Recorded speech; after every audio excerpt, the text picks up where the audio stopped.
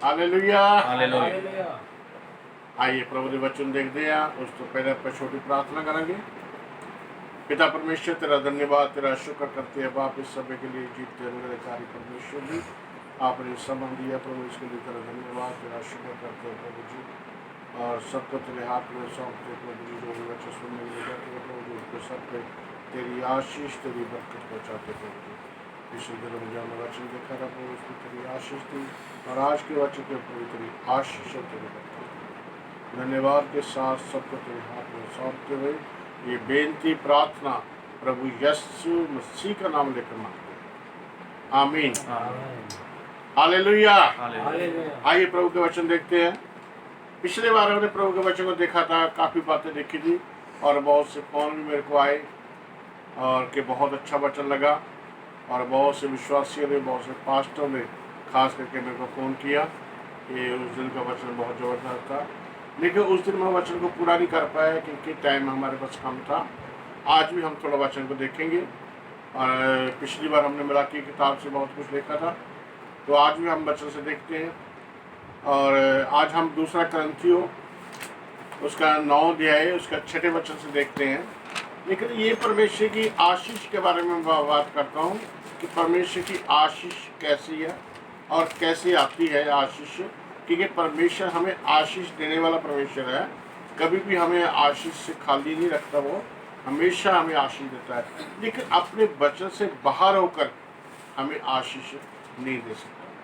क्योंकि अगर वचन से बाहर होकर आशीष देगा ना, तो शैतान एकदम दोष लगाता है उसके ऊपर कि वो लोग तो ऐसा काम करते हैं, इस वचन को पूरा नहीं करते, प्रभु जी आप आशीष क्यों दे रहे हैं। तो इसलिए वचन में भी लिखा हुआ ये बात कि यूब के बारे में साफ लिखा हुआ कि परमेश्वर के सामने शैतान ने ये कहा, यूब ऐसे धन्यवाद नहीं करता, इसलिए धन्यवाद करता है कि तूने उसको बहुत आशीष दी है। तो इसलिए हमारे लिए भी ऐसे वो दोष लगाता है। अगर हम वचन को पूरा नहीं करते तो परमेश्वर के हाथ वहीं रुक जाते हैं आशीष देने में, आशीष नहीं दे पाता वो। जब हम वचन को पूरा करेंगे वो परमेश्वर खुलकर आशीष देगा, क्योंकि उसने वचन में जो लिखा हुआ है उसको पूरा होना जरूरी है। पढ़ेंगे हम इस वचन को जल्दी से, शाबाश। परंतु बात यह है जो थोड़ा बोता है वह थोड़ा काटेगा भी, और जो बहुत बोता है हाँ, और वह बहुत काटेगा। हर एक जन जैसा मन में ठाने वैसा ही दान करे, ना कुड़कुड़ के हाँ, ना दबाव से, क्योंकि परमेश्वर हर्ष से देने वाले से प्रेम रखता है। परमेश्वर खुशी से देने वाले से प्रेम रखता है।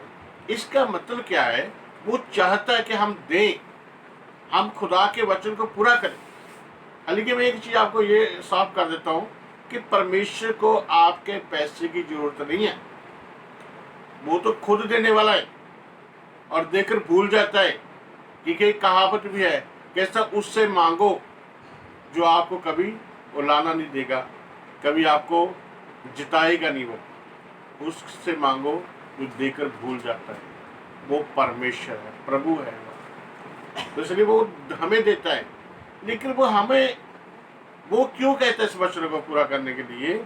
इसलिए कहता है ताकि शैतान आपको परखे ना, आपके ऊपर परीक्षा लेकर ना आ सके, उसके लिए गेट ना खुल जाए, बल्कि उसके लिए गेट बंद हो जाए।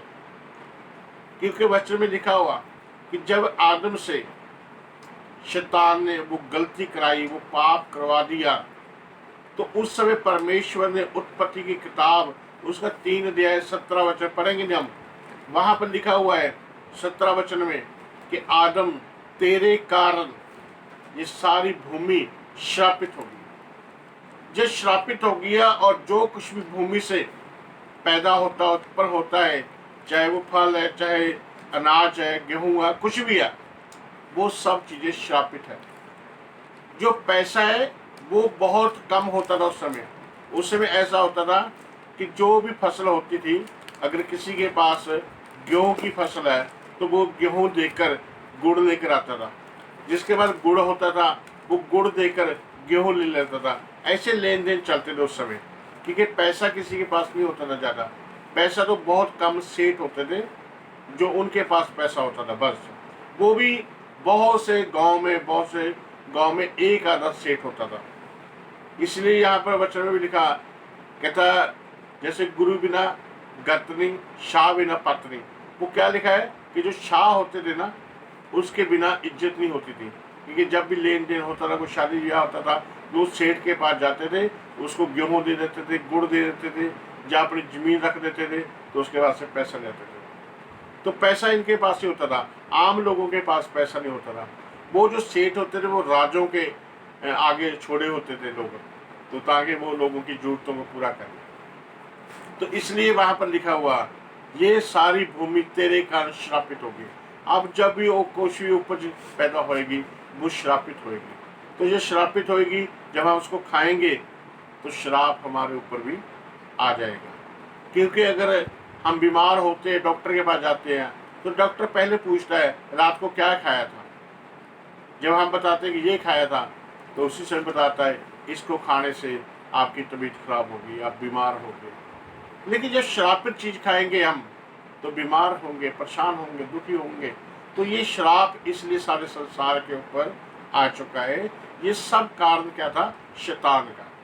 लेकिन हमने मलाकी की किताब में पिछली बार पढ़ा था कि मलाकी किताब में जब उसने कहा परमेश्वर ने कि आप मुझे लूटते हो, तो भी पूछते हो किस बात में लूटा है? कहता दशमांश और उठाने की भेंट और दशमांश दोनों में लूटते हो। तो वहां पर जब हमने 7 चीजें वहां पर देखी थी, हमने 7 आशीषें, दशमांश तो एक है लेकिन आशीषें 7 है वहां पर। जब 7 आशीष थे कि, तो पहली आशीष थी जो वो था कि श्राप टूट जाना। जो श्राप पुराने सदियों से चला आता है, वो गरीबी का श्राप, वो बीमारी का श्राप जो हमारे ऊपर चला आता था, वो टूट जाएगा दशमांश और भेंट देने से। पहला नंबर श्राप टूट जाएगा। दूसरा नंबर झरोखे खुल जाएंगे। तीसरा नंबर आशीष की बरसात होगी। पंजाबी में लिखा हुआ आशीष की बरसात के बारे में कि इतनी आशीष दूंगा कि रखने के लिए जगह नहीं होगी। परमेश्वर इतनी आशीष देना चाहता है कि आपके पास रखने के लिए जगह नहीं होगी, लेकिन आशीष बहुत होगी। तो इसी के साथ में मैं और भी कोई वचन बताऊंगा आपको। लेकिन वहां पर पहला नंबर है श्राप टूटेगा, दूसरा नंबर झरोखे खुलेंगे। अगर झरोखे खुल गए हैं, वो दशमांश देने से झरोखे खुलेंगे, लेकिन भेंट देने से वो आशीष आएगी। इसलिए यहाँ पर जो हमने पढ़ा कि जो ज्यादा बोता है वो ज्यादा काटेगा, जो कम बोएगा वो कम काटेगा। ये भेंट के बारे में बात हो रही है। दशमांश जो है वो तो 10वां हिस्सा है, लेकिन ये भेंट जो है वो 90% जो हमारे पास बच गया है उसमें से निकालनी है। भेंट हमें उसमें से निकालनी है। तो भेंट क्या करेगी? आशीष को लेकर आएगी। क्योंकि जो दशमांश है वो तो प्रभु का ही है। जो प्रभु का ही है तो उसके साथ झरोखे जरूर खुलेंगे, आकाश के झरोखे खुल जाएंगे। लेकिन आशीष तब आएगी जब आप भेंट देंगे। तो भेंट जब देंगे तो आशीष की बरसात आपके ऊपर होती है या नहीं, ये मुझे परख के देखो, चेक करके देखो। तो ऐसा हमें करना जरूरी है। और चौथे नंबर की जो आशीष थी वो क्या थी कि आपका नुकसान नहीं होएगा, आपकी उपज बर्बाद नहीं होएगी। आप जिस काम पे हाथ लगाओगे उस काम पे यहोवा आपको आशीष देगा। मैंने कई बार देखा है और कई बार लोगों ने प्रार्थना भी कराई है कि हमारा ये काम चल नहीं रहा, क्या हम दूसरा काम करें? मैंने कहा अगर परमेश्वर ने आशीष देनी है ना तो इसी काम पे आशीष देगा। लेकिन कब देगा? जब आप वचन को पूरा करेंगे। मैंने कहा आप ऐसा करो, यहाँ पर एक डिब्बा लगाओ, जितनी भी रात को पेमेंट होती है और जो भी आपकी बचत होती है वो बचत में से दशमांश डाल दो उसमें।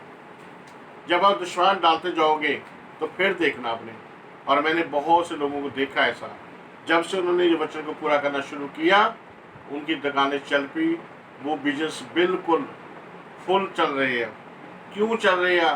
क्योंकि परमेश्वर का जो हिस्सा है वो परमेश्वर के पास जा रहा है।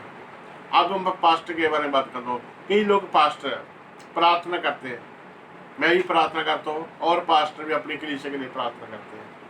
तो ये कलीसिया के लिए प्रार्थना करते हैं कि कलीसिया का परमेश्वर 1000 रुपये देता है, किसी बंदे को 1000 रुपये मिलता है, तो परमेश्वर का कितना बना उसमें से? 1000 का दशमांश कितना होता है? 100 रुपया। तो परमेश्वर को क्या मिलना? 100 रुपया। उस पास्टर को क्या मिलना? 100 रुपया। लेकिन आपको मिलना 900 रुपया। ठीक है। अगर आप एक 100 रुपया भी परमेश्वर को नहीं दे सकते, उस पास्टर को नहीं दे सकते, तो आप 900 रुपया कैसे खा सकते हैं? कैसे 1000 रुपये खा सकते हैं आप? इसलिए इस वचन को पूरा करना जरूरी है। लेकिन जब उन्होंने वचन पूरा किया, क्योंकि जब परमेश्वर के पास अब जाएगा आपका पैसा, वो शराब, जो गरीबी का शराब है, वो टूट जाएगा। और एक चौथे नंबर की आशीष आपके ऊपर आ जाएगी कि जिस काम में भी आप हाथ लगाओगे, उस पे यहोवा आपको आशीष देगा। आपकी उपज नाश नहीं होगी, आपका काम को नुकसान नहीं होएगा। ये खुदा का वादा है। लेकिन जो 5वें नंबर की आशीष है, उसमें लिखा है कि दाखलता के फल, आपके पेड़ों के फल कच्चे नहीं गिरेंगे। तो पिछली बार हमने एक वचन पढ़ा नहीं था, 127 जबूर, उसका 3रा वचन पढ़ेंगे। फल 2 प्रकार के होते हैं, एक शरीर का फल होता है और एक आम पेड़ों का फल होता है। लेकिन हम देखते हैं इस वचन को, देखो लड़के यहोवा के दिए हुए देखो लड़के यहोवा के दिए हुए भाग है। बच्चे जो है यहोवा के दिए हुए भाग है। गर्भ का फल उसकी गर्भ ओर से का एक प्रतिफल है। फल है, उसकी ओर से प्रतिफल है। गर्भ का भी एक फल है और वो फल कच्चा नहीं गिरेगा। मैंने आज तक बहुत लोगों के लिए प्रार्थना की है जिनकी काफी साल हो गए थे शादी हुए को, और 3 महीने के बाद अपने आप ही अबॉर्शन हो जाता था, लेकिन वो फल कच्चा गिर जाता था। लेकिन जब मैंने उनके लिए प्रार्थना की, उनको वचन समझाया कि ये वचन पूरा करो, जब से उन्होंने वचन पूरा करना शुरू किया तो उनके जीवन में आशीष आई। पर बहुत से लोगों ने वचन पूरा नहीं किया, उनके जीवन में अभी तक आशीष नहीं है, क्योंकि उनको वचन पूरा करना जरूरी है। ये मलाकी वाला जो वचन हम पढ़ रहे हैं, इसको पूरा करने से तब ये 5वीं आशीष आपके ऊपर आएगी। अगर आप इस वचन को पूरा नहीं करेंगे तो ये 5वें नंबर की आशीष आपके ऊपर नहीं आ सकती। फिर वो ऐसे रहेंगे, जैसे वो चल रहा है सिस्टम, वैसे ही चलता रहेगा। इसलिए इस वचन को पूरा करना जरूरी है। पिछली बार मैंने भविष्यवाणी भी की थी इस वचन के लिए। मैंने कहा अगर कोई ऐसा करेगा, जो समय का दशमांश है 2 घंटे 24 मिनट, यानी कि 2.5 घंटे 3 घंटे जब देगा वो दिन में एक बार, तो फिर उसके बाद दशमांश देगा पैसे का, ये दोनों चीज़ जब करेगा तो ये 5वें नंबर की आशीष उसके ऊपर अवश्य आएगी। ये मैंने पिछली बार भविष्यवाणी की थी कि ऐसा होगा, तो आज ही मैं ऐसा बता रहा हूँ कि ऐसा होगा। इसको पढ़ के देखो, क्योंकि भजन में 34:8 में लिखा हुआ, यहोवा को पढ़ के देखो वो कैसा भला है। उसने खुद कहा, मुझे परखो, मुझे परख के देखो मैं कैसा भला परमेश्वर हूँ। उसने खुद कहा कि मैं भला हूँ। अब चेक करके देखो, अगर मिले तो पढ़े जल्दी। परख कर देखो, परख के देखो कि यहोवा कैसा भला है। यहोवा कैसा भला है। क्या ही परख के देखो, चेक करके देखो कि यहोवा कैसा भला है। धन्य वो जो उसकी शरण में आते हैं। हालेलुया। हालेलुया। कहता है कैसा भला है वो, चेक करके देखो, परख के देखो। इसलिए प्रभु के वचन में लिखा परखो। मैं कई बार बताता हूँ, मैंने कहा हम सेब, आम कुछ भी लेने जाए बाजार में, तो अगर वाकई मीठे है ना, उन्होंने चाकू रखा हुआ है, उसी समय काट के दे देंगे आपको। लेकिन जो मीठे नहीं है वो मुंह से कहेंगे हाँ मीठे हैं, मीठे हैं, मीठे ले जाओ। लेकिन जो वाकई मीठे हैं वो एकदम काट कर देंगे। चेक करके देखो, अगर मीठा है तो ले जाना। इसी प्रकार परमेश्वर अपने आप को कहता है, मुझे चेक करके देखो मैं ऐसा करता हूँ कि नहीं। वो अवश्य करेगा, क्योंकि वो सामर्थ्य ईश्वर है। ये 5वें नंबर की आशीष आपके ऊपर अवश्य आएगी, लेकिन जब आप इस वचन को पूरा करेंगे। बहुत से लोगों में ये आशीष नहीं होगी, पर मैं कहता हूँ आशीष होगी। हालेलुया। आज 21 तारीख है और 6ठा महीना है और 2020 है। तो इस वचन को याद रखना। अगर आप ऐसा करेंगे तो आपके जीवन में ये आशीष आएगी, ये वचन पूरा होगा। लेकिन तब होगा जब इस वचन को पूरा करेंगे। ये 7 आशीषें है, 5वीं हमने पढ़ी है, और 6ठी आशीष है धन्य, आपको लोग धन्य कहेंगे, यीशु के नाम से आपको धन्य कहेंगे, धन्य है आप। और फिर 7वीं नंबर की आशीष कि आपका देश, आपका घर, आपका जीवन मनोहर देश हो जाएगा। मनोहर का मतलब खुशी वाला हो जाएगा, ये परमेश्वर का वादा है। ठीक है, क्रंथी में आगे पढ़ेंगे। रिबा खूरी अंदर शिखल रबा, ये 7 के 7 आशीषें हैं जो मलाकी में हमने पढ़ी। विश्वास और भेंट एक हुआ, लेकिन आशीषें 7 है, बरकतें 7 मिलेगी आपको। जी, परमेश्वर सब प्रकार का अनुग्रह तुम्हें बहुताई से दे सकता है। कहता जैसे मन में ठाने वैसा ही दान करे, क्योंकि परमेश्वर खुशी से देने वाले से प्रेम करता है। परमेश्वर खुशी से देने वाले से प्रेम करता है, लेकिन ये क्या होता है कि शैतान जो है वो हमारे मन में ऐसी बात क्यों डालता है, क्योंकि वो नहीं चाहता कि आप आशीष पाए, वो नहीं चाहता कि आप चंगे हो जाएं, वो नहीं चाहता कि आपके पास बच्चे हो जाएं, क्योंकि वो चाहता कि हम परेशान रहे, दुखी रहे और मुसीबत में रहे, ये चाहता वो। इसलिए कहता जैसा मन में ठाने वैसा ही दान करे। शैतान जो हमने मन में ठाना है ना, उसको चेंज करने की कोशिश करेगा, क्योंकि वो ऐसा करता है, क्योंकि वो बहुत ज्यादा चालाक है, वो दुष्ट है, वो शुरू से ही मानव जाति के विरोध में है, वो हमारा शत्रु है।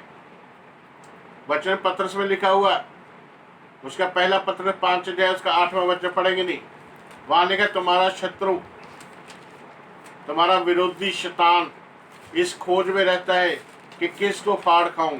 वो किसको फाड़ खाएगा? जो वचन को पूरा नहीं करते उनको फाड़ खाएगा, जो वचन को पूरा करते हैं उनके लिए वो कुछ भी नहीं कर पाएगा। इसलिए शैतान एक चाल खेल रहा है आपके साथ में, ताकि आपके ऊपर परमेश्वर की आशीष, परमेश्वर की बरकत आपके ऊपर ना आए। इससे सावधान रहना है, चौकस रहना है। ठीक, आगे पढ़े। हर एक जन जैसा मन में ठाने वैसा ही दान करे, न कुड़ कुड़ के और न दबाव से, क्योंकि परमेश्वर हर्ष से देने वालों से प्रेम रखता है। परमेश्वर सब प्रकार का अनुग्रह तुम्हें बहुतायत से दे सकता है। सब प्रकार का अनुग्रह बहुतायत से दे सकता है, जिससे हर बात में और हर समय सब कुछ जो तुम्हें जरूरत है, आवश्यकता है, तुम्हारे पास रहेगा। और हर एक जो भी आपकी जरूरत होएगी, जो भी आपकी जरूरत है, वो सब कुछ आपके पास रहेगा। ये खुदा का एक वादा है। हालेलुया। हाँ जी, आगे। और हर एक भले काम के लिए तुम्हारे पास बहुत कुछ होगा। जी, जैसे लिखा है उसने बिखेरा, हाँ, उसने कंगालों को दान दिया, हाँ जी, उसका धर्म सदा बना रहेगा। अंत जो बोने वाले को बीज, कहता 10वीं आयत में लिखा हुआ, वो बोने वाले को बीज देता है और भोजन के लिए रोटी देता है। हाँ जी, खाने के लिए रोटी देता है, बोने के लिए बीज देता है। कई बार लोग कहते हैं बाजी दाल फुलकर चलते रहे, भाई इतना ही बहुत है। मैंने कहा बीज मत मांगना, फिर मैंने कहा बीज मांगोगे तभी देगा वो। यहाँ लिखा है बोने वाले को बीज देगा, और फिर उस बीज को क्या करेगा? और उसे फलवंत करेगा। हाँ, उस बीज देगा और उस बीज को फलवंत करेगा। आप एक 100 रुपये बोएंगे तो फलवंत करेगा, उसको 1000 और 2000 भी बना देगा। क्यों? ये वचन में लिखा हुआ है, क्योंकि उपज ऐसी ही होती है। एक दाना गेहूं का बोया जाता है और ऊपर जाके इतने दाने लग जाते हैं। कैसे लग जाते हैं?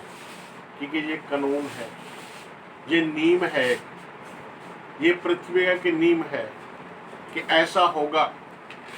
इसी प्रकार जो परमेश्वर की आशीष है वो भी इसी प्रकार होएगी। जितना आप बोएंगे उससे कई गुना ज़्यादा आप उसको काटेंगे, उस आशीष को लेंगे। ये खुदा का वादा है, ये खुदा का वचन है।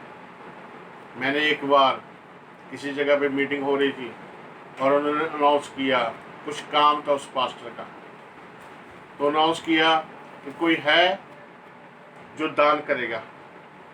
उन्होंने 5,000 रुपये लगाया, तो मैंने हाथ खड़ा कर दिया। लेकिन उस समय मेरे को 5,000 देना मेरे लिए बहुत मुश्किल था, क्योंकि मेरा पैसा नहीं था मेरे पास। लेकिन इस वचन के अनुसार मैंने अपना हाथ खड़ा कर दिया और मैं आ गया। उनका जो एड्रेस वगैरह था, अकाउंट नंबर था, लिया है मैं। जब मैं लेकर आया, मैंने कहा खुदा तेरे वचन में लिखा हुआ कि बोने वाले को आप बीज देंगे। मैंने बोना है तो आप मुझे बीज देंगे, इसलिए मैंने हाथ खड़ा किया। आप विश्वास करें इस बात के लिए, थोड़े दिन के बाद मुझे 5,000 से कई गुना ज़्यादा मिल गया और मैंने 5,000 बो दिए। हालेलुया। क्यों ऐसा हुआ? क्योंकि वो बोने वाले को बीज देगा, उसका ये वादा है। और एक चीज मैं आपको एक गवाही छोड़ी बताता हूँ अपनी। मैं जब उस समय सेवकाई स्टार्टिंग थी, 93 की बात है ये। 93 में मैंने 92 में सेवकाई शुरू की थी, 91 में अक्टूबर में, और 92 में मैं ट्रेनिंग करके आया। और ये 93 की बात है।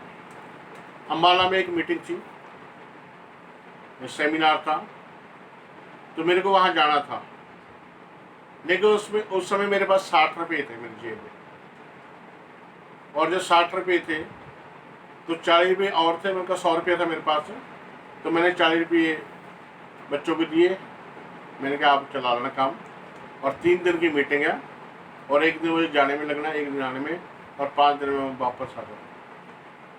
तो उसी दिन हमारा दूध वाला कह कर गया कि पैसे चाहिए। मैंने कहा कोई बात नहीं, दे देंगे। तो मैं मीटिंग अटेंड करने के लिए गया वहाँ पर। अगर मैं मीटिंग कहीं करने के लिए जाऊँ तो मुझे पता चलो कुछ भेंट आ जाएगी, लेकिन वहाँ तो मैं खुद अटेंड करने के लिए गया, इसलिए वहाँ से भेंट आने का सवाल ही नहीं पैदा होता। लेकिन मैं विश्वास के साथ वहाँ चला गया, तो 60 रुपये लेकर चला गया, क्योंकि रोपड़ से अम्बाला के लिए 30 रुपये लगते थे एक साइड के।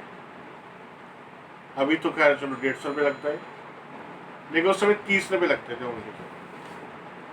तो 30 रुपये जाने के लिए, 30 रुपये आने के लिए, तो 60 रुपये लेकर मैं निकल गया। मैंने कहा रास्ते में नहीं कुछ खाएंगे, कोई बात नहीं, लेकिन मैंने वचन अटेंड करना, वो वचन लेना मैंने। लेकिन जब वहाँ पर गया मैं, तो दूसरे दिन मीटिंग शुरू हुई सुबह, तो पूरे दिन प्रचार चलता रहा। शाम को परमेश्वर के दास ने बीज के ऊपर प्रचार किया, और जब बीज के ऊपर प्रचार किया तो शाम के समय में जो भेंट वाला डिब्बा था वो आ गया। जब भेंट वाला डिब्बा आ गया तो बहुत से लोग, तो बहुत से पास्टर, बहुत से प्रचारक मेरे जो साथ में बैठे थे ना, वो उठकर चले गए कि भेंट डालनी पड़ेगी।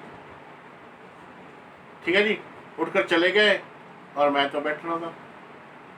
तो जब भेंट का डब्बा मेरे सामने आया तो मैंने कहा ऐसा तो हो नहीं सकता कि मैं भेंट में डालूँ। मैंने 30 में से 10 रुपये निकाले और डाल दिए। जब डाल दिए तो मेरे पास 20 रह गए। आने की मैंने कोई चिंता नहीं की, मैंने कहा कोई बात नहीं, क्योंकि जो परमेश्वर का दास बोल रहा था वो मेरा गुरु था। वो इतना जबरदस्त बोलता है कि हर बंदे की इच्छा होती है कि हम प्रभु को दें। तो इसलिए जब मैंने 10 रुपये दे दिए, क्योंकि मैंने उससे वचन सुना हुआ था पहले से, और बंदे में से मैंने अच्छे से वचन को सुना हुआ था, तो उसके दूसरे दिन डिब्बा फिर आया, तो मैंने 10 रुपये और डाल दिए। मैंने देखा जाएगा, मैंने कहा बीज बो रहे हम। तो मैं साथ में कह रहा हूँ, मैंने कहा प्रभु जी बीज तो बो रहा, मैंने को जल्दी फसल चाहिए, मैंने कुछ नहीं। चलो विश्वास के साथ मैंने वो 10 भी डाल दिए, तो रह गए मेरे पास 10 रुपये।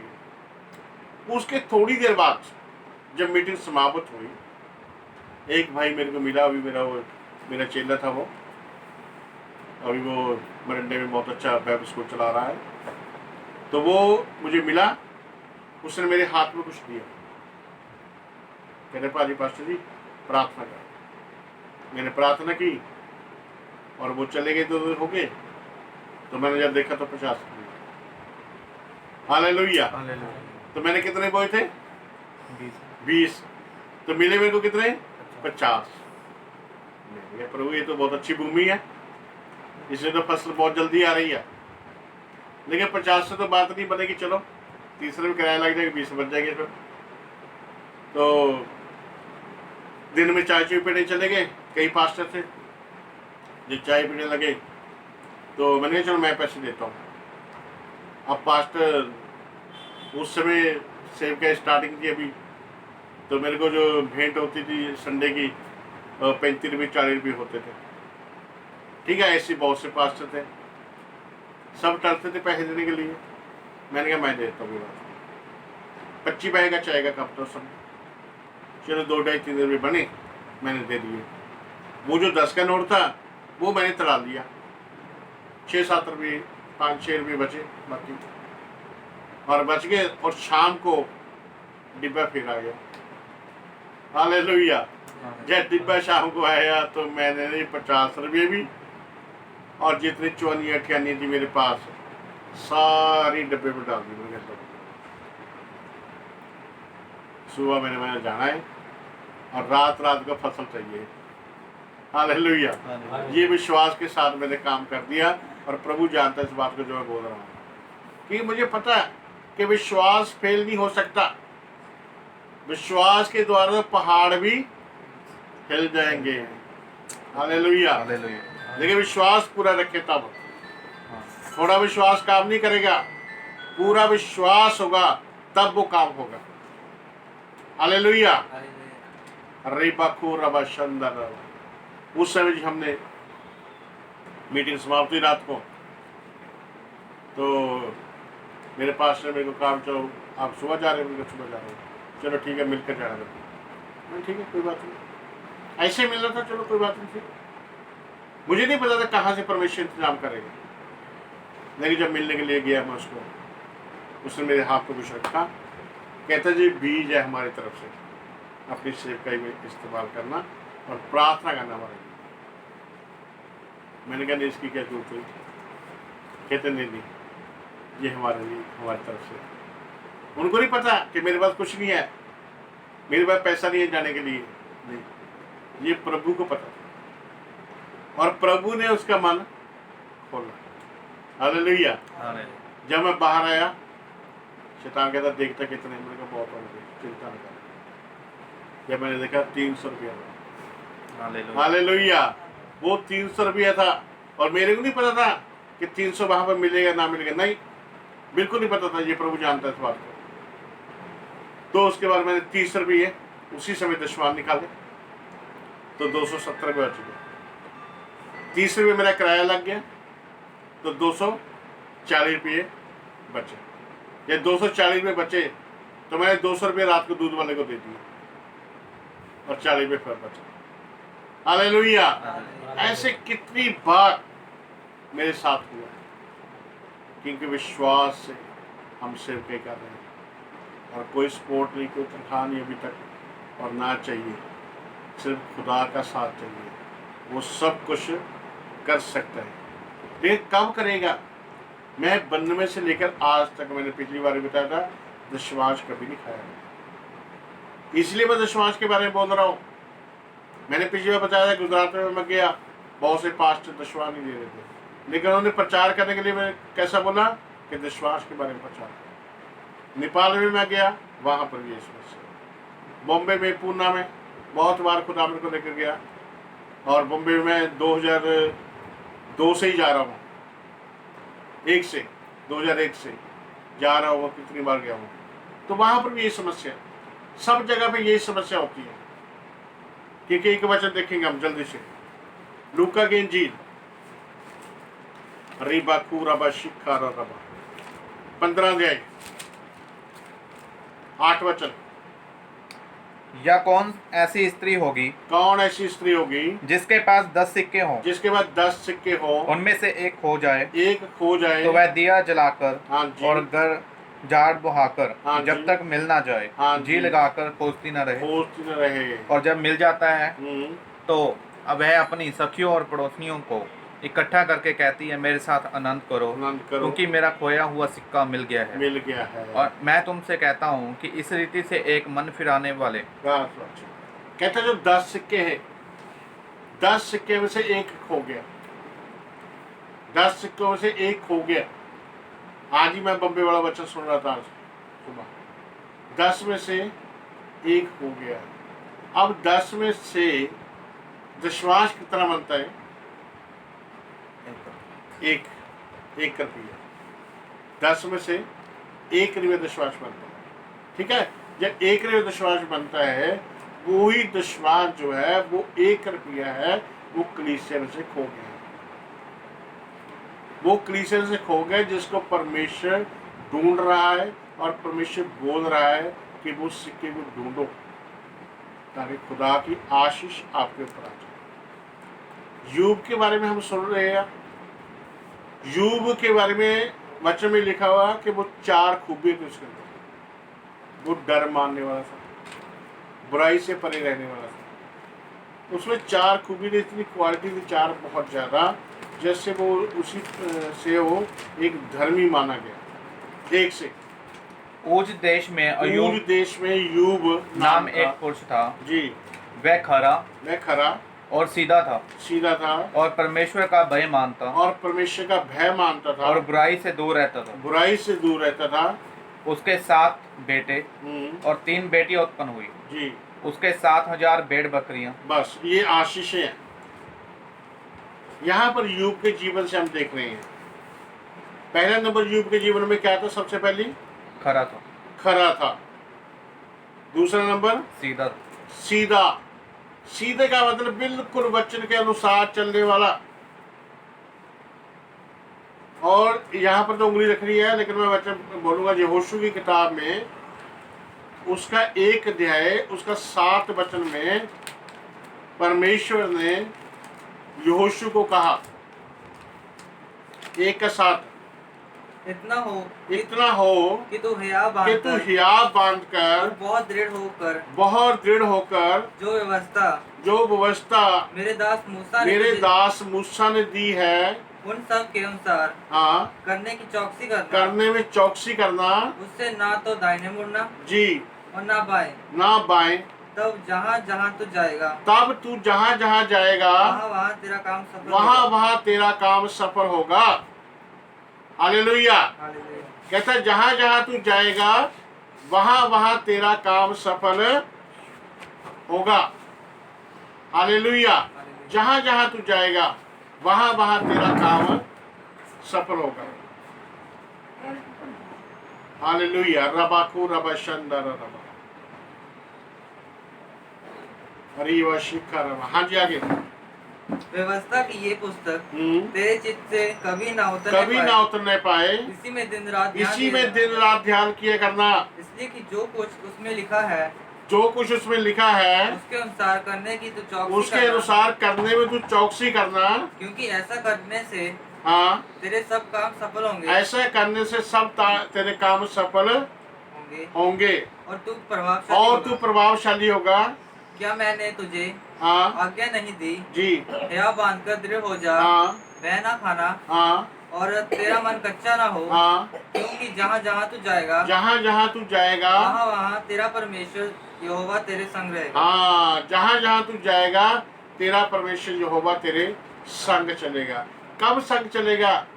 जब तू वचन को लेकर चलेगा, उससे ना दाएं मुड़ना ना बाएं मुड़ना।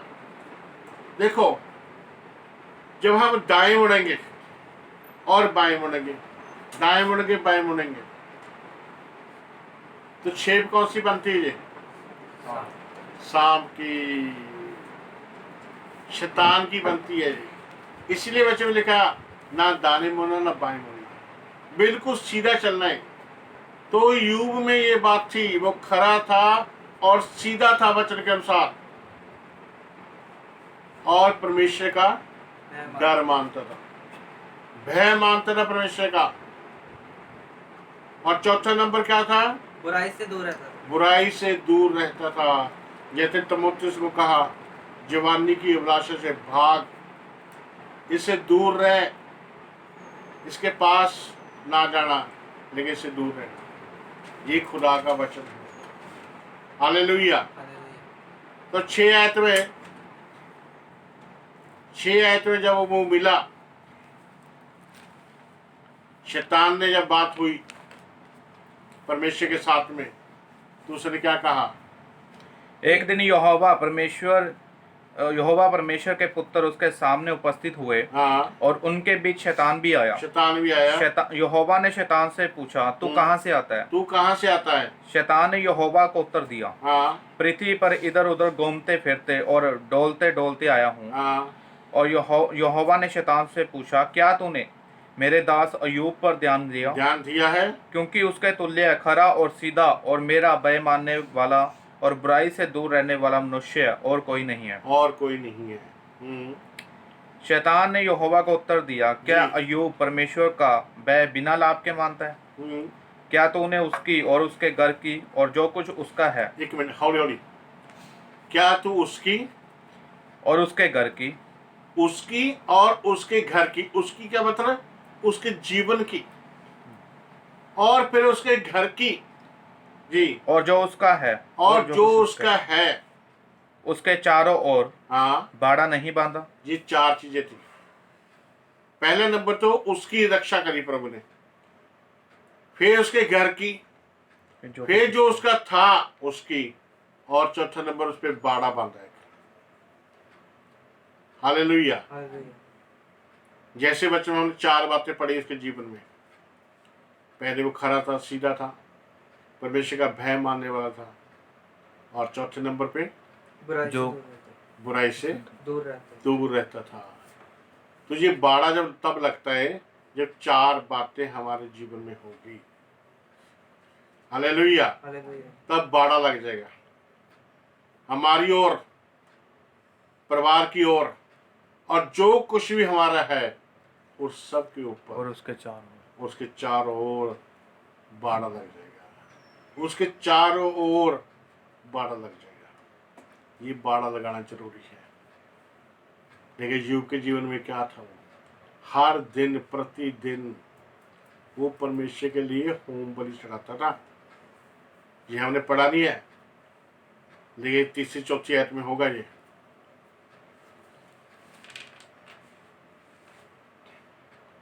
अपने बच्चों की गिनती के अनुसार।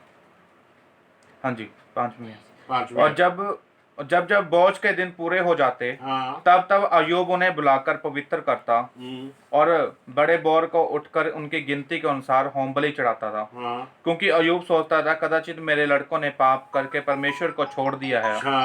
इसी रीति से अय्यूब सदैव किया करता था।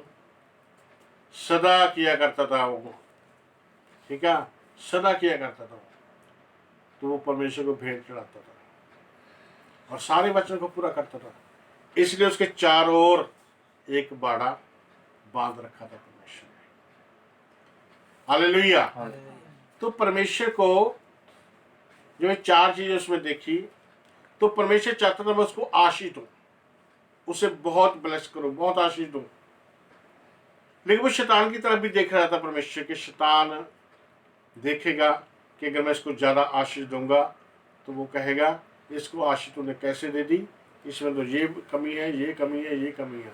लेकिन जब परख हुई, जब उसको चेक किया गया, उसकी जब परख हुई पूरी रूप से, जब परख होने के बाद, हालेलुया, उसकी परख होने के बाद उसको डबल आशीष दी, डबल आशीष। क्योंकि परमेश्वर चाहता था कि उसे बहुत ज़्यादा बरकत दी जाए, बहुत ज़्यादा आशीष दी जाए। उसको इच्छा थी परमेश्वर की। हालेलुया।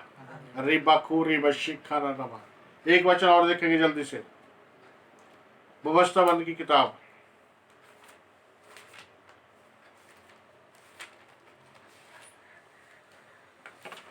सॉरी, पहले दूसरा इतिहास पढ़ेंगे। दूसरा इतिहास 31 अध्याय उसका 4 और 5।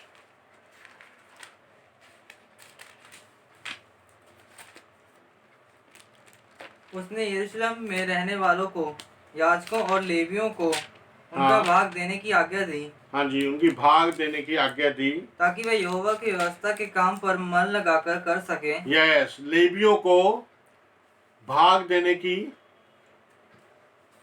आज्ञा दी, भाग देने की आज्ञा दी, ताकि वे यहोवा की ताकि व्यवस्था वो परमेश्वर का काम मन लगाकर कर मन लगाकर किया करे, मन लगाकर किया करे, इसलिए आज्ञा दी। क्या आज्ञा दी? ये आज्ञा सुनते ही इजरायली अन्न, नया दाख मधु, हाँ तेल, मधु आदि हाँ खेती की सब भांति की पहल उपज हाँ। बहुतायत से देने और सब वस्तुओं का दशमांश अधिक मात्रा में लाने लगे। क्योंकि लेवियों के लिए था। क्योंकि लेवियों के लिए ये दशमांश और भेंट क्यों थी?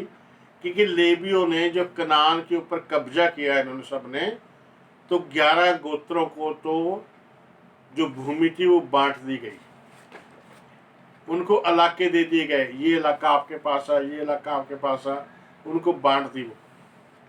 लेकिन लेवी वंश को कुछ नहीं दिया गया। लेवी वंश को इसलिए नहीं दिया गया कि वो खुदा के घर की सेवा किया करे, वो लोगों के लिए प्रार्थना किया करे। तब जब लोगों के लिए वो प्रार्थना करते थे, तब परमेश्वर ने वो 11 गोत्रों को ये आज्ञा दी थी कि अपना सारा दशमांश निकाल कर लेवियों को दिया करें। आज जो पास्टर को दशमांश देते हैं वो खुदा की इच्छा के अनुसार है, क्योंकि खुदा ने ये कहा है कि जो पास्टर है वो फुल टाइम सेवा करते हैं, इसलिए वो दशमांश के और भेंट के हकदार हैं। क्योंकि एक वचन और देख देते हैं इसी वचन के अनुसार, तीमुथियुस, पहला तीमुथियुस उसका 5 अध्याय उसका 17 और 18 पढ़ेंगे जल्दी से, शाबाश।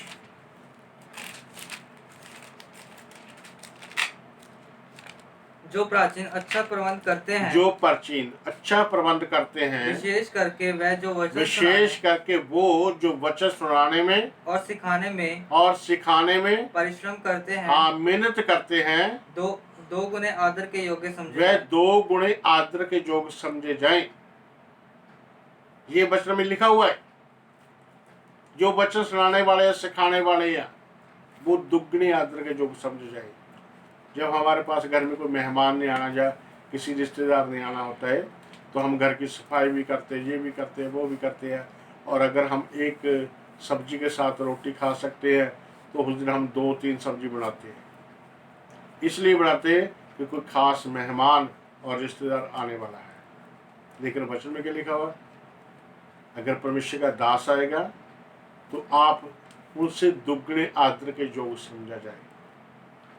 परमेश्वर ने इतना आदर दिया है। मैंने इस बात को गुजरात में देखा है। वो परमेश्वर के दासों की इतनी सेवा करते हैं बहुत ज़्यादा, क्योंकि उन्होंने बच्चों को सीखा।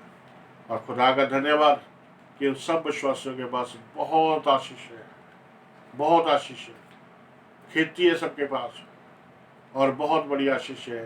कोई उसमें मैंने गरीब नहीं दिखा वहाँ पर, क्योंकि उन्होंने ये वचन को पकड़ लिया है और ये वचन को पूरा करते हैं। हालेलुया। तो बहुत जगह पे ऐसा होता है। नेपाल की कलीसिया मैंने देखी है, सब गरीब है, सब गरीब। क्यों? जब पास्टर प्रचार करने के लिए बाहर से जाता है, जैसे मैं गया हूँ, तो उनकी इच्छा ये होती है कि पास्टर कुछ देकर जाएंगे, हम पास्टर को कुछ न दें। लेकिन खुदा का धन्यवाद, जब मैंने प्रचार किया वहाँ पर और ऐसा प्रचार हुआ, तो उन्होंने पहली बार मेरे को दिया। वो पास्टर वहाँ के हैरान हो गए, एकदम चकित हो गए। कहते ऐसे कैसे हो गया है? ये तो जितने पास्टर हमारे पास आए हैं आज तक, ये लोगों ने उनसे मांगा है। ये पहली बार हुआ कि इन लोगों ने आपको दिया। मैंने कहा मेरे को इसलिए दिया कि मैंने बोया हुआ है, मैं दशवार नहीं खाता, तो मैंने बोया हुआ है। और दूसरा नंबर, मैंने वचन प्रचार किया। और वचन प्रचार कैसे किया? जैसे लूका की इंजील में उसका 10 अध्याय उसका 7 वचन में लिखा हुआ है। ये वचन मैंने उनको बताया, लूका 10 का 7। जल्दी। उसी घर में रहो और जो कुछ उनसे मिले वही खाओ पियो, क्योंकि मजदूर को अपनी मजदूरी मिलनी चाहिए। हाँ, मजदूर को मजदूरी मिलनी चाहिए। जब मैंने प्रचार कर रहा था, मैंने कहा अब नेपाली में पढ़े जाए इस वचन को। जब उन्होंने पढ़ा, मैंने कौन मजदूर है, किसको मजदूरी मिलनी चाहिए? आपको मिलनी चाहिए। आप वचन सुन रहे इसलिए? कहते नहीं। मैंने कहा कौन मजदूरी कर रहा है आपके पास? कहते आप कर रहे हैं, जो वचन सुना रहे हैं। मैं मजदूरी किसको मिलनी चाहिए फिर? आपको मिलनी चाहिए कि मेरे को मिलनी चाहिए? कहते ये आपको मिलनी चाहिए। उनके दिल खुल गए। पहली बार हमने भेंट डाली वहां पर, मैंने कहा भेंट लेंगे। 850 रुपये भेंट हुई। वो पास्टर का मुंह खुला रह गया ऐसे। कहते पास्टर जी पहली बार इतनी भेंट हुई है, नहीं तो हम जब भेंट लाते ना इतने लोगों से, तो कभी 100 रुपया और कभी 125 रुपये, इससे ज़्यादा कभी नहीं हुई। और जो मुझे 10-15 साल हो गए यहाँ सेवा करते हुए, लेकिन पहली बार ऐसा हुआ। मैंने कहा ये बच्चों को सिखाने का तरीका है। बच्चों को सिखाना भी है और वचन को खुद पूरा भी करना है। जब हम पूरा करेंगे तो ये वचन का प्रभाव उनके ऊपर पड़ेगा। अब बहुत से पास्टर हैं इस वचन का प्रचार करते हैं, विश्वास दिया करो, भेंट दिया करो, ये दिया करो, वो दिया करो, लेकिन वो खुद नहीं देते। उनको खुद को देना चाहिए। इसलिए पिछली बार मैंने बताया था कि हर एक का अगुआ होना चाहिए, पास्टर होना चाहिए, जिसके पास आपका विश्वास जाए, वो आपके लिए प्रार्थना करेगा। लेकिन मैं आपको ये बता दूं, कई बार पास्टरों को मैंने सुना है, बहुत से पास्टरों को मैं जानता भी हूँ, मैंने उनको सुना भी है कि वो शाम के समय ना स्विच ऑफ कर लेते हैं। लेकिन वो स्विच किस लिए ऑफ कर लेते हैं? इसलिए कि लोग डिस्टर्ब करेंगे। लेकिन ऐसा नहीं होना चाहिए। हर पास्टर को अपनी कलीसिया का ऐसे ध्यान रखना है कि उनके जो फोन है उनके स्विच ऑन चाहिए। रात को किसी समय भी किसी विश्वासी को भी जरूरत पड़ सकती है। एक बार मेरे पास बहुत सी गवाहियाँ ऐसी जिन्होंने रात को फ़ोन किए और उसी समय प्रभु ने उनको चंगा किया। और मैंने कलीसिया में ये जरूर बताया हुआ है कि अगर आप बुलाएंगे तो हम आएंगे नहीं, लेकिन आप फ़ोन में प्रार्थना कराओ, लेकिन प्रभु का काम होगा। मैंने उनको विश्वास के बारे में बताया हुआ। मैंने कहा एक सूबेदार का विश्वास था, एक स्त्री का विश्वास था कि मैं पल्ला शुरू तो चंगी हो जाऊंगी, और एक उस सूबेदार का विश्वास था कि यही से कह दे प्रभु मेरा सेवक चंगा हो जाएगा, यही से कह दे। तो मैंने कहा किसका विश्वास बड़ा हुआ? कहते सूबेदार का। मैंने कहा ऐसा ही विश्वास रखो। मैं वहां पर आकर प्रार्थना करूंगा तो भी एक ही बात है, मैं यहां से प्रार्थना करूंगा तो भी, क्योंकि मैंने चंगा नहीं करना, ये प्रभु यीशु ने आपको चंगा करना है और आपके विश्वास ने चंगा करना है। ऐसे बहुत सी गवाहियां हैं मेरे पास। एक बार रात को 1:30 बजे मेरे पास फोन आया और मैंने फोन उठाया नहीं वो, लेकिन फिर मैंने कहा चलो मैं करता हूँ, देखता हूँ। जब मैंने किया तो एक भाई था, उसकी बहन की डिलीवरी हुई थी और ब्लीडिंग नहीं रुक रही थी, और रोपड़ से उसको पीजीआई चंडीगढ़ रेफर कर दिया। लेकिन एक कराली जगह है वो 17 किलोमीटर यहाँ से, लेकिन उसको लगता था, डॉक्टर भी उनको भी लगता था कि कराली तक मुश्किल पहुँचेगी, क्योंकि ब्लीडिंग इतनी हो रही है कि जब तक खून खत्म हो जाएगा। तो कहते पास प्रार्थना करो। मैंने कहा ठीक है। वो मोबाइल लेकर उस कमरे से जहाँ वो एडमिट थी उसके दूसरे कमरे में गया हुआ है। लेकिन जब मैंने प्रार्थना की, मैंने कहा प्रभु जी इनका विश्वास है कि हम प्रार्थना करेंगे ये बेटी ठीक हो जाएगी। तो जब प्रार्थना की और आमीन बोला और द ब्लीडिंग स्टॉप, बंद हो गई। और जब वो कमरे से इस कमरे से दूसरे कमरे में गया उस समय वो ठीक हो गई। और डॉक्टर आया एकदम, और डॉक्टर ने चेक किया, कहता अभी पीजीआई जाने की जरूरत नहीं है, ठीक हो गया सब कुछ। हालेलुया। अगर मैं उनको वापस फोन ना करता और वो बच्ची रास्ते में मर जाती, तो ये खुदा इस बात को देखता है। इसलिए मैं पास्टर को ये रिक्वेस्ट करना चाहता हूँ कि अपने स्विच हमेशा ऑन रखें।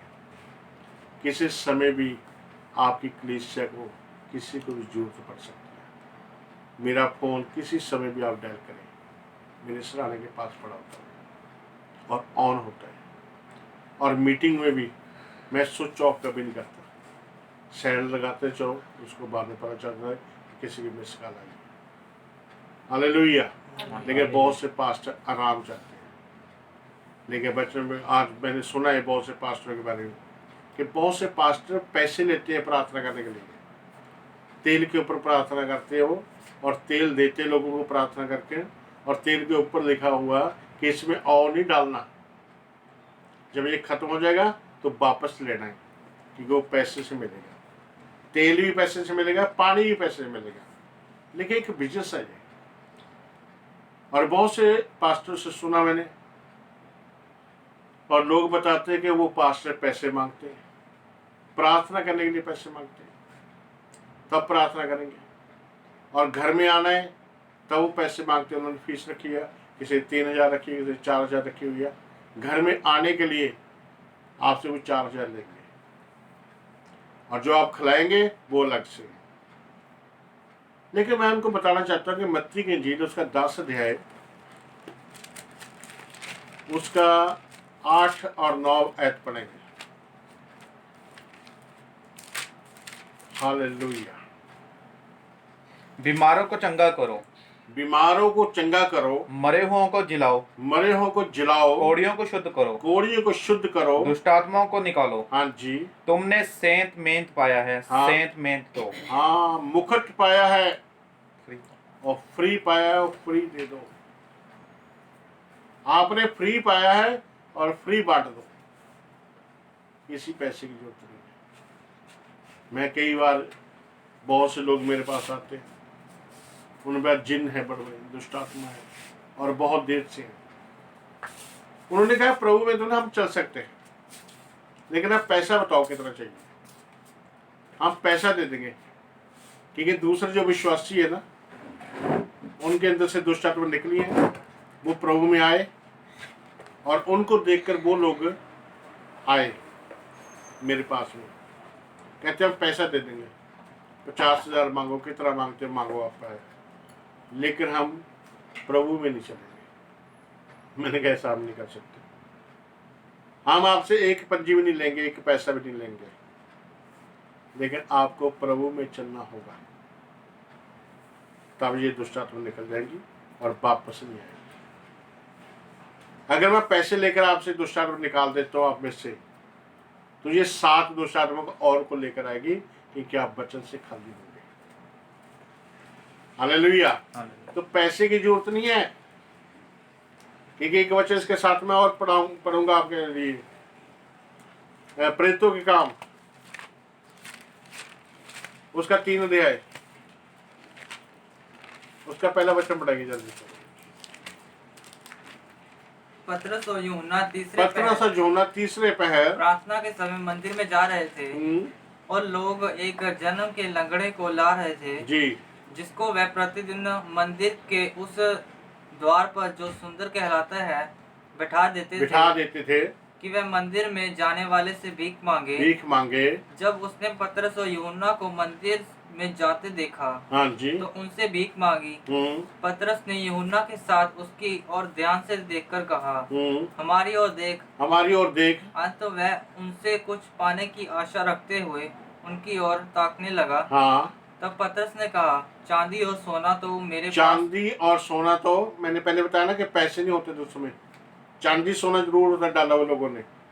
कहते चांदी और सोना तो मेरे पास नहीं है, परंतु जो मेरे पास है वह तुझे देता हूँ। यीशु मसीह के नाम से हाँ, चल फिर।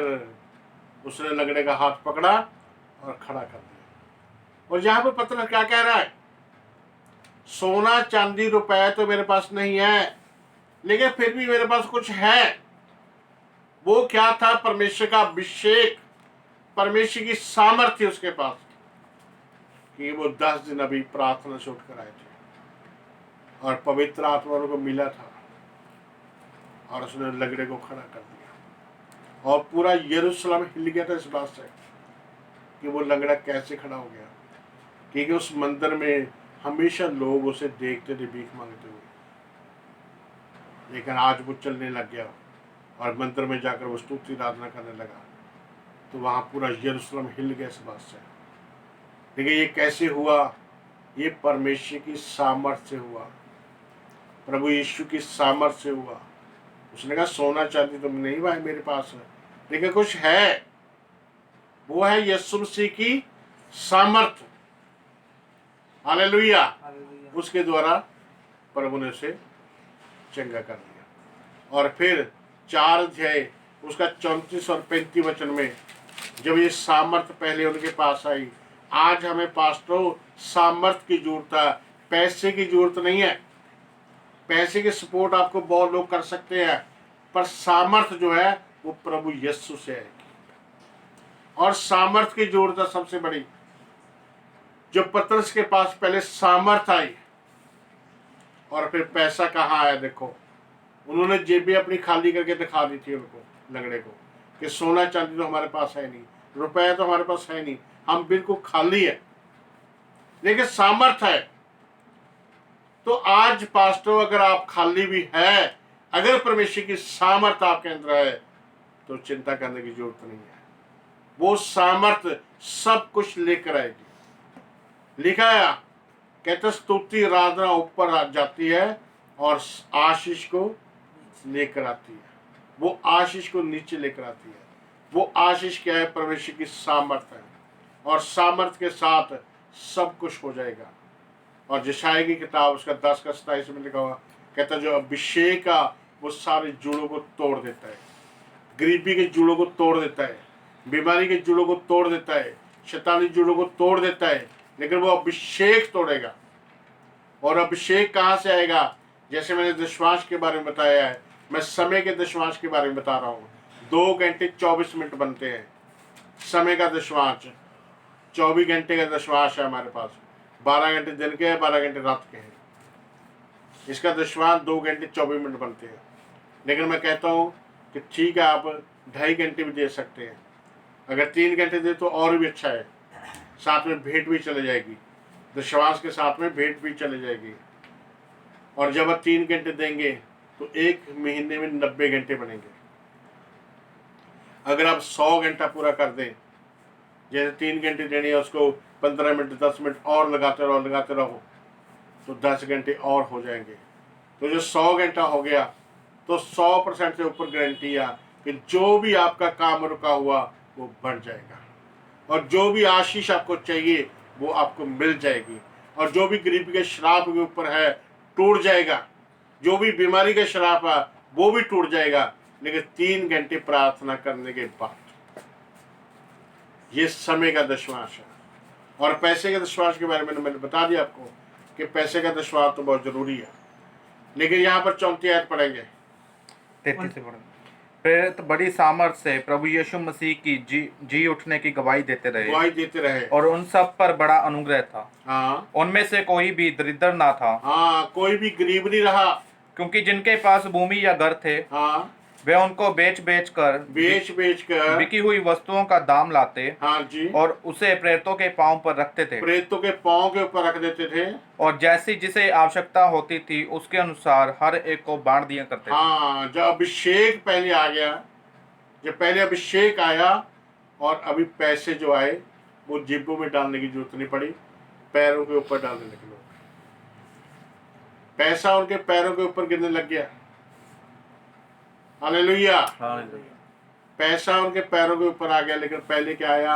अभिषेक, परमेश्वर की सामर्थ्य आई और पैसा उनके पांव के ऊपर आया। जब पैसा पांव के ऊपर आ गया तो वहां पर एक वचन और लिखा हुआ, 5 का 1 भी पढ़ दे जरा। हनन्याह नाम एक मनुष्य था और उसकी पत्नी सफीरा ने कुछ भूमि बेची जी, और उसके दाम में से कुछ रख छोड़ा। और यह बात उसकी पत्नी भी जानती थी जी। और उसका एक भाग लेकर प्रेतों के पाँव के आगे रख दिया। पाँव के आगे रख दिया।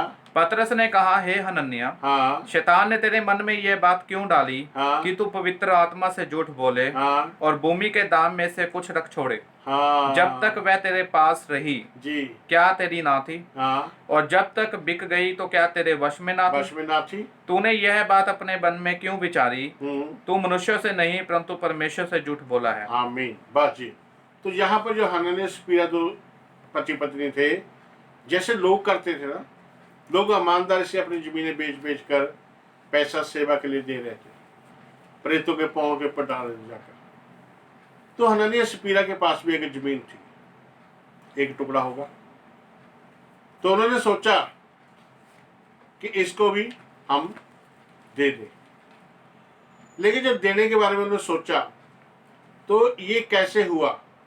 उस भूमि की कीमत हो सकता 5,000 होगी। उन्होंने सोचा 5,000 हम दे देंगे। लेकिन जब उन्होंने प्रभु का नाम लिया कि प्रभु के नाम से देंगे हम, वो भूमि 10,000 की बिकी। ऐसे ही हुआ होगा, लिखा नहीं हुआ। जब 10,000 की बात हुई तो देने में मुश्किल हो गई। वो सोचते हम तो 5,000 सोचते थे, अब 10,000 की हुई है। ठीक है, हम आधा पैसा 5,000 में घर में रख लेते हैं और 5,000 प्रभु को दे देते हैं। तब पवित्र आत्मा ने पतरस को कहा कि ये आधा पैसा घर में छोड़कर आया। तब पतरस ने क्या कहा? हे हनन्याह, शैतान ने तेरे मन में ये बात क्यों डाल दी कि आधा पैसा तू यहां ले आए और आधा घर में छोड़ आए? किसने डाली ये बात? शैतान ने। इसीलिए वहां पर लिखा हुआ, जैसा मन में ठाने वैसा ही दान करे।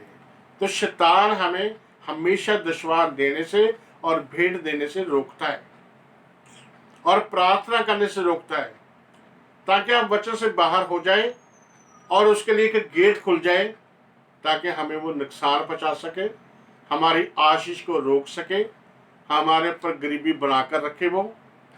तो उसकी ऐसी इच्छा है।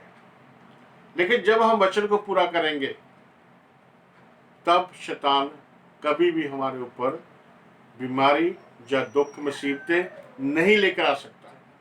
इसलिए हमें खुदा के वचन को पूरा करना है। बहुत से लोग मेरे को मिलते हैं, बीमार है, दुखी है, परेशान है। लेकिन क्यों परेशान है? वो इस वचन को पूरा नहीं करते। ना तो उनके जीवन में प्रार्थना है और ना भेंट या दशवान देते हैं। वो किसी वचन को पूरा नहीं करते। जब वो वचन को पूरा नहीं करते, इसलिए उनके जीवन में आशीष नहीं होती। लेकिन परमेश्वर क्या चाहता है? हमें आशीष देना चाहता है, क्योंकि वचन में लिखा है परमेश्वर ने ऐसे हमें प्रेम नहीं किया, लेकिन अपने पुत्र को हमारे लिए दे दिया। तो हमें भी ऐसे प्रेम नहीं करना, कुछ देना है। हम ज्यादा वचन नहीं पढ़ेंगे, बहुत से वचन रह गए हैं, देखो अगली बार देखेंगे। तो इस वचन में लिखा हुआ है, नीति वचन में, कि भेंट जो हमें राजा तक लेकर जाती है। आपकी भेंट हमें प्रभु के पास लेकर जाती है। तो प्रभु को पैसा नहीं चाहिए। प्रभु कहता है वचन को पूरा करें, ताकि वो श्राप टूट जाए और शैतान आपको परख ना सके, शैतान आपके ऊपर परीक्षा लेकर ना आ सके। प्रभु हमें इस वचन पे सब बातों में आशीष दे। बाकी समय अगली बार हम इस वचन को पूरा करेंगे। आइए प्रार्थना करते हैं। हालेलुया। धन्यवाद धन्यवाद धन्यवाद। रिबाला रबा शिखा रबा। पिता परमेश्वर, आपके इस समय के लिए तेरा धन्यवाद, तेरा शुक्र करते प्रभु जी। आपने हमें समा दिया प्रभु जी, और आज के वचन के लिए भी धन्यवाद करते प्रभु जी। ये वचन पे तेरी आशीष है, और मैं चाहता प्रभु जी इन सब लोगों पे तेरी आशीष, तेरी बरकत दे। जितने लोगों ने तेरे वचन को सुना, उन सब पे तेरी आशीष को, तेरी बरकत को चाहता। और जो लोग सुनेंगे आने वाले समय में, उनके ऊपर भी, उनके घरों के ऊपर भी तेरी आशीष, तेरी बरकत आ जाए प्रभु जी।